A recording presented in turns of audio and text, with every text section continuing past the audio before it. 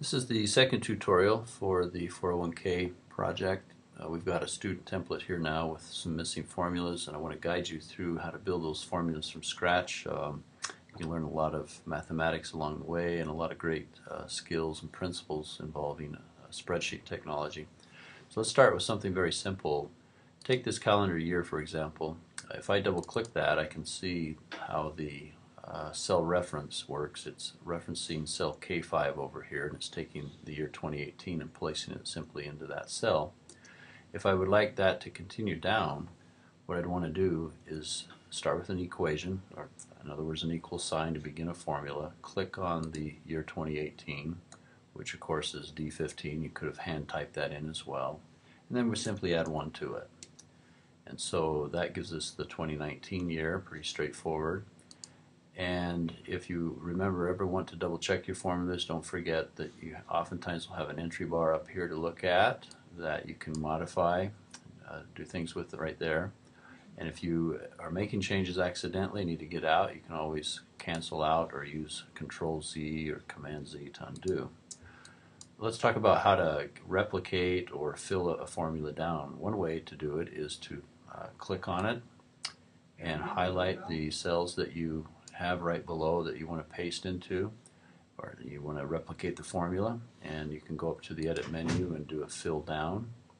You can go in 4 different directions, but in this case it would be a fill down, of course, and it would take that formula and send it on down. You can double check to see if it's behaving correctly, once again with a double click, and notice we're just adding 1 to it each time. On a Windows environment, your fill down tool is probably up in the toolbar somewhere, and you can look for it there. But I want to show you another way to get formulas to replicate that you've probably done in other projects. So I'm going to delete those and start from scratch here.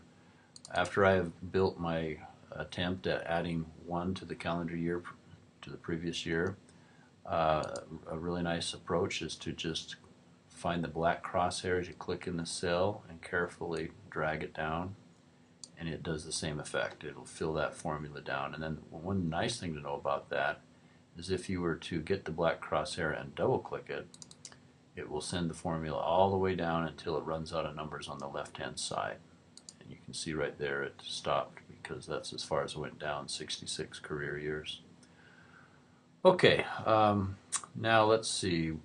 One other thing to consider is when we look at the career years, if I double click in any of these cells, you'll notice they're just hard type numbers.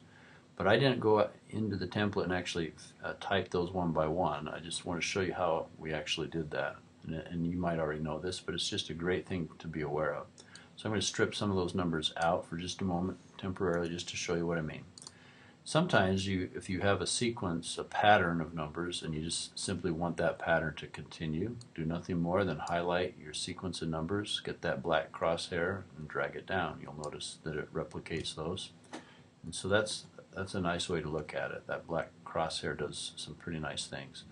This time I did it, however, I noticed that it also threw in the underline from the block right up above, and I didn't want that. So I'm going to do Command Z and try something a little different. Instead, I'm just going to highlight 1, 2, and 3. And notice this time we don't have that same issue because we didn't highlight the 0 cell that accidentally picked up the underline. So now you know 2 different ways to get a sequence of numbers. You can either simply add 1 or whatever number it is to the previous cell and then clone it or replicate it down, or you can simply highlight the numbers you want to continue into a pattern and drag it down that way. Let's go on to the annual salary. We'll finish with that in this particular tutorial. The annual salary is obviously for year 1 going to be equal to whatever you said it was going to be here in the starting salary. So I'm going to click and do a cell reference of K7. But then in year 2 of the career, you've got to add a salary increase. So I'm going to have to first bring the salary increase over. So I'll also click on that cell of K8 to bring it over to this column here. And now to properly build the salary, I'm going to use principles from Math 108. I know that I'm going to need to start here in cell E15 that contains the $45,000 salary. I know I'm going to need to multiply And then obviously the percentage of salary increase is crucial, but we've got to remind ourselves that we are going to multiply by 100% and the 2.5%. So the best way to do that would be to do a parenthesis and do 100%, which is the equivalent of just the number 1, plus the 2.5%. And then I'll close that up. Alright, so I'm going to double click that so you can see that one more time, but what we essentially have said is we take the previous year's salary, multiply it by 100% plus an additional 2.5, and never forget that 100% is the same thing as 1. And so we get that proper result. And I want to keep this salary increase moving down. You'll notice if I get the black crosshair and double click, it doesn't do me any good because there aren't any numbers to the left. So in this case, if I do that, I would want to drag it down physically. If I get some garbage there that wasn't intended, I don't panic. I just do Command Z, think it through. Here's maybe a better approach. I'm going to highlight both cells this time and experiment briefly and see if I get the results that I want. Well, I don't, and you're noticing that the reason I'm getting some things that are complete garbage is when I double click here, it's moving down to cell K9. So what I'm doing here is called troubleshooting. I'm double clicking into the formula to troubleshoot and see why is it not doing what I wanted it to do. So what I realized is by noticing that it has shifted down, I simply need to do what we call an absolute cell reference. So what I'm going to do is go into the 2.5% and I'm going to tell cell K8 to stay put, to lock in right there. And one way to do that is to hand type $signs in front of K and in front of 8. But if you're on a PC, F4 is a very fast way to do it, and on a Macintosh it's Command T.